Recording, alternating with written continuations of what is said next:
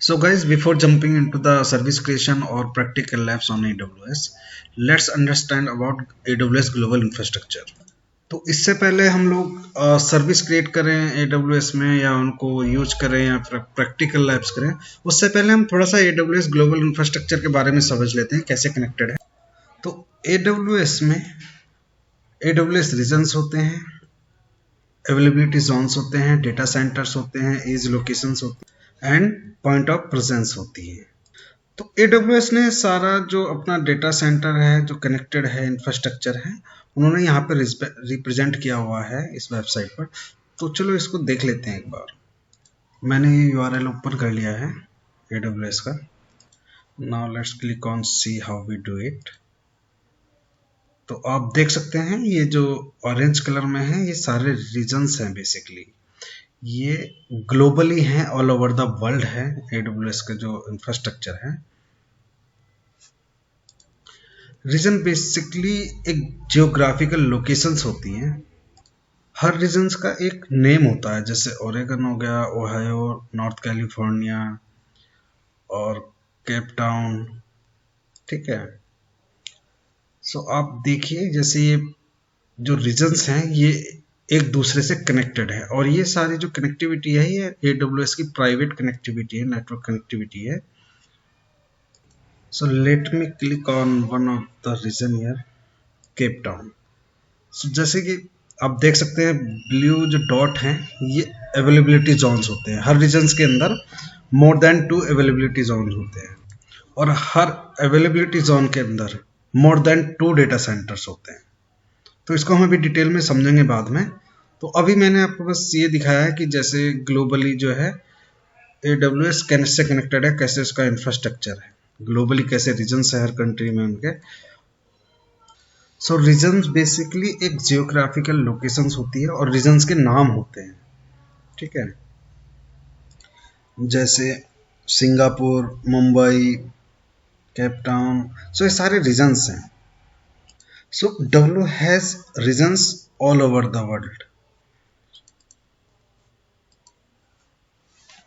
ठीक है। AWS has regions all around the world. Names can be US East 1, EU West 3। तो आप जैसे यहाँ पे देख रहे हो, जैसे हम कंसोल पे जाएंगे लॉगिन करने के बाद, तो वहाँ पे आप क्लिक करते हैं राइट साइड में टॉप ऑफ द कॉर्नर, तो उसमें रीजन्स होते हैं, सारे लिस्टेड होते हैं। सो जो भी सर्विसेज हम क्रिएट करते हैं AWS में, most of the services region scoped होती हैं। जो हम क्रिएट करते हैं वो रीजन के अंदर ही क्रिएट होती हैं और कुछ सर्विस ऐसी होती हैं जो ग्लोबली होती हैं। जैसे मैंने बताया था,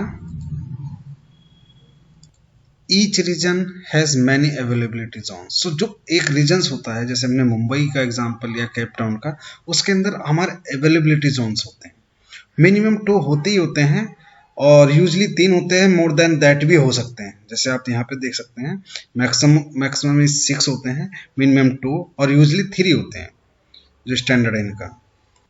और जो अवेलेबिलिटी जोन्स होते हैं, हर अवेलेबिलिटी जोन के अंदर more than 2 physical data centres होते हैं और वो सब रिडेंडेंट होते हैं, पावर, नेटवर्किंग एंड कनेक्टिविटी। तो अगर कोई एक डेटा सेंटर भी फेल हो जाता है तो जो डेटा है वो दूसरे डेटा सेंटर में अवेलेबल होता है। फॉर एग्जाम्पल हम सिडनी रीजन ले लेते हैं। सिडनी रीजन के अंदर हमारे सपोज करें 3 अवेलेबिलिटी जोन है।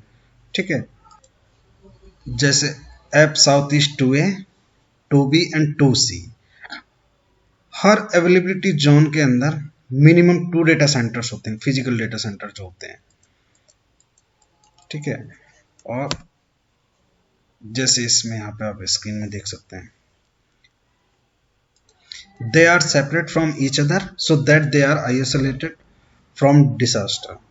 वो एक दूसरे से अलग होते हैं, इनके पूरा डेटा सेंटर भी डाउन हो जाता है तो जो दूसरा डेटा सेंटर है वो अप रहता है और उसमें आपका जो एप्लीकेशंस होस्टेड है वो एक्सेस होती रहती है और ये सब हाई बैंडविड्थ कनेक्टिविटी होती है इनमें।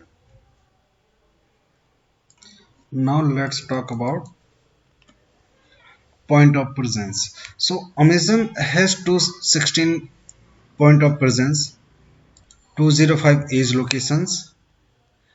इनके हम अभी डिटेल में बात करेंगे जब आने वाली जो वीडियोस होंगी उनमें। अभी आप ये समझ लीजिए कि Amazon has 216 point of presence and 205 edge locations. इनके हम डिटेल में बात करेंगे ये होते क्या है basically. Now let's talk about.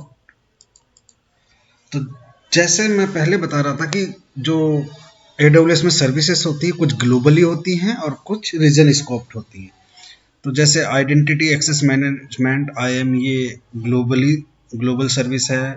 Route 53 global service है। क्लाउड फ्रंट ग्लोबल सर्विस है।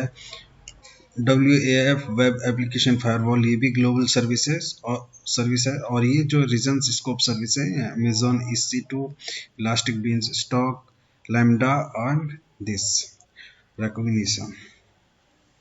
तो आप इस URL पे जा सकते हैं और जो रीजन्स हैं और जो अवेलेबिलिटी जोन्स हैं उसके बारे में और ज़्यादा डिटेल्स में आपको मिल जाएगा कहाँ कहाँ पे और टोटल कितने हैं। हमने इस वीडियो में बात की है रीजन्स की, एक्चुअली AWS ग्लोबल इंफ्रास्ट्रक्चर्स की। तो AWS पे रीजन्स होते हैं, उनके नाम होते हैं हर रीजन का, और हर रीजन्स के अंदर मोर देन 2 अवेलेबिलिटी जोन्स होते हैं, और हर अवेलेबिलिटी जोन्स के अंदर मोर देन 2 डेटा सेंटर्स होते हैं जो फिजिकल होते हैं, वो एक दूसरे से आइसोलेटेड होते हैं। इनकेस अगर एक पूरा शटडाउन जाता है तो दूसरा अवेलेबल रहता है।